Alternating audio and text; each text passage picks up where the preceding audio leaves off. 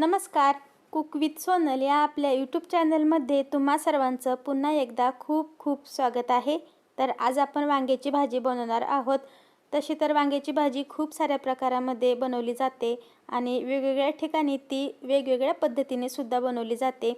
बऱ्याच भागांमध्ये खोबऱ्याचं वाटण टाकून किंवा मग काही वेळेस काळा मसाला करून कांद्याचं वाटण करून सुद्धा ही भाजी बनवली जाते. तर आज आपण सर्वात सोप्या पद्धतीने ही वांग्याची भाजी बनवणार आहोत. तर चला आपल्या झटपट होणाऱ्या रेसिपीला सुरुवात करूयात. तर त्यासाठी मी अर्धा किलो वांगी घेतलेली आहेत आणि वांगी आपल्याला सुरुवातीला चिरून घ्यायची आहेत. तर सर्वात अगोदर मी त्याचं मागचं देठ थोडंसं कट करून घेतलेलं आहे आणि नंतर त्याला 4 भागामध्ये असं कट करून घेतलं आहे. आता हे वांगं आपल्याला अशा पद्धतीने मोडून घ्यायचं आहे, म्हणजे ते आतमध्ये किडका आहे की नाही हे आपल्याला कळतं आणि त्याच्यातील आळी वगैरे सहज दिसते. तर पहा, हे वांगं कुठेच किडकं नाही आहे. तर वांग्याची भाजी करताना अगोदर सर्व वांगं असं आतमधून चेक करायचं. तर सर्व वांगी याच पद्धतीने चिरून घेतलेली आहेत आणि वांगी चिरताना सोबत पाणी ठेवायचं आहे. वांगं चिरलं की लगेच ते पाण्यामध्ये टाकायचं, म्हणजे वांगी काळे पडत नाहीत. तर आता एका कढईमध्ये शेंगदाणे टाकायचे आहेत. छोटी अर्धी वाटी शेंगदाणे घेतलेले आहेत आणि शेंगदाणे आपल्याला खमंग असे भाजून घ्यायचेत. शेंगदाणे मीडियम गॅसवरती भाजायचे आहेत, म्हणजे ते छान खरपूस असे भाजले जातात. आणि पहा, त्याला हलकेसे आता काळे काळे डाग पडलेले आहेत आणि शेंगदाणे अर्ध्यामधून थोडेसे फुटायला लागले की छान असे ते भाजले गेलेले आहेत. आता याच्यामध्ये 1 चमचा तीळ आणि 2 चमचे खिसलेलं खोबरं घालायचं आहे आणि हे सुद्धा सर्व आपल्याला छान असं भाजून घ्यायचं आहे. शेंगदाणे भाजल्यानंतरच तीळ आणि खोबरे घालायचे. हे सर्व आपल्याला छान मीडियम गॅसवरती भाजायचं आहे. जेवढं हे मिश्रण छान भाजलं जाईल तेवढी आपली भाजी खमंग होते. तर पहा, आता तीळसुद्धा छान लालसर झाले आहेत आणि खोबऱ्याला सुद्धा हलकासा लालसर रंग येत आहे आणि छान लालसर रंग आलेला आहे. आता हे मिश्रण भाजून झालेलं आहे. याला एका प्लेटमध्ये आपण काढून घेऊयात आणि त्याच कढईमध्ये आता आपण भाजी फोडणी देणार आहोत. तर याच्यामध्ये 2 पळ्या तेल टाकायचे. तेल छान गरम झालं की याच्यामध्ये मोहरी टाकायची आहे. तर अर्धा चमचा मोहरी घातलेली आहे आणि मोहरी छान तडतडू द्यायची आहे. मोहरी तडतडली की अर्धा चमचा जिरे घालायचे आणि जिरेसुद्धा छान असं फुलू द्यायचं आहे. आता याच्यामध्ये वांगे टाकूयात. तर वांगे प्लेटमध्ये काढून घ्यायचे आहेत, छान पाण्याने धुवायचे आणि प्लेटमध्ये बाजूला काढून ठेवायचे. आता वांगे घातल्यानंतर आपण याच्यामध्ये मीठ घालायचं आहे. तर मी अर्धा चमचा मीठ आणि पाव चमचा हळद घातलेली आहे. आता मीडियम गॅसवरती वांगे आपल्याला थोडेसे असेच परतून घ्यायचे आहेत, म्हणजे हळद आणि मीठ छान आतपर्यंत वांग्यामध्ये पोहोचतं आणि वांगे खायला चवदार लागतात. तर सर्व वांगे आपल्याला असे मिक्स करत राहायचे. तर आता बऱ्याच वेळेस आपण भाजी बनवताना काय करतो, वांग्यामध्ये मीठ टाकत नाहीत. नंतर सर्व भाजीमध्ये पाणी वगैरे टाकल्यानंतर आपण मीठ टाकतो, तर ते पूर्णपणे वांग्यापर्यंत पोहोचत नाही आणि वांगी खायला चवदार लागत नाहीत.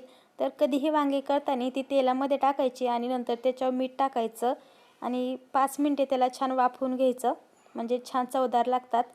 तर आता शेंगदाण्याचं आणि खोबऱ्याचं वाटण मिक्सरच्या भांड्यात टाकून छान असं त्याला दळून घेतलेलं आहे. 5 मिनिटे वांगे बारीक गॅसवरती झाकून ठेवले होते आणि छान असे ते अर्ध्यापर्यंत शिजले गेलेले आहेत.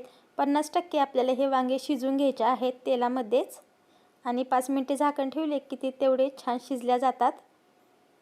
तर पहा, छान मीठ आणि हळद पूर्णपणे वांग्यामध्ये मिक्स झालेली आहे. आता याच्यामध्ये 1 चमचा अद्रक लसूण पेस्ट घालायची आहे आणि ती आता आपण तेलामध्ये थोडीशी मिक्स करून घेऊयात. थोडंसं याला मिक्स करून घ्यायचं आहे. आता याच्यामध्ये आपण मसाले घालून घेऊ. तर सर्वात अगोदर 1 चमचा ठेवणीतला काळा मसाला घातलेला आहे आणि अर्धा चमचा धने पावडर. जर तुमच्याकडे ठेवणीतला मसाला नसेल तर अर्धा चमचा लाल तिखट आणि अर्धा चमचा गरम मसाला वापरला तरीही चालेल. आता हा मसाला आणि वांगे आपल्याला छान असे मिक्स करायचे आहेत. बारीक गॅसवरती हे व्यवस्थित परतून घ्यायचं आहे. आता याच्यामध्ये तयार केलेलं शेंगदाण्याचं आणि खोबऱ्याचं कूट आपल्याला घालायचं आहे. आणि याला फक्त असं मिक्स करायचं आहे, खूप जास्त याला परतवायचं नाही, नाहीतर भाजीला तेल सुटत नाही. आणि फक्त अर्धा ग्लास पाणी आपल्याला या ठिकाणी वापरायचं आहे. जर तुम्हाला जास्त रस्सा हवा असेल तर तुम्ही 1 ग्लास पाणी याच्यामध्ये घालू शकता. भाजी उकळली की बारीक गॅस करायचा आणि 2 ते 3 मिनिटे अर्धवट झाकण ठेवून ही भाजी आपल्याला शिजवून घ्यायची आहे.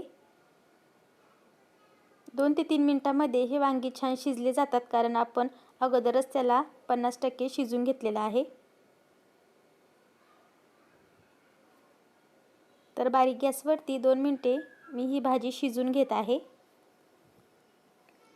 तर 2 मिनिटांनंतर पाहू शकता किती छान असा कलर भाजीला आलेला आहे आणि मस्त असं वांगं पण शिजलेलं दिसत आहे. तर पहा, याच्यातील पाणीसुद्धा आटलेलं आहे आणि मस्त अशी तरीदार आपली भाजी झालेली आहे. एकदा याला हलकंसं मिक्स करून घेऊयात. वांगे शिजल्यानंतर त्याला खूप मिक्स नाही करायचं, नाही तर वांगे मोडतात. तर आता वांगं शिजलं आहे किंवा नाही हे चेक कसं करायचं, तर सर्वात अगोदर देठ दाबून बघायचं, किंवा मग एका प्लेटमध्ये तुम्ही वांगं घेऊनसुद्धा चेक करू शकतात. पण जुनी पद्धत म्हणजे वांग्याचं देठ असं हाताने दबतं आहे की नाही, आणि ते छान असं दबल्या गेलं तर वांगं चांगलं शिजलेलं आहे असं समजायचं. तर पहा, मस्त असं आपलं हे मसाला वांगं तयार झालेलं आहे. छान झणझणीत दिसते आणि खायलासुद्धा खूपच झणझणीत असं ते लागतं. तर मस्त अशी आपली ही आजची डिश तयार झालेली आहे. सध्या वांग्याचा सीझन आहे, तर तुम्ही ही भाजी नक्की करून बघा. तुम्हाला जर आजची रेसिपी आवडली असेल तर लाईक करा, शेअर करा आणि चॅनलला सबस्क्राईब करायला विसरू नका. पुन्हा भेटूयात अशा साध्या, सोप्या आणि चमचमीत रेसिपींसोबत. तोपर्यंत बाय.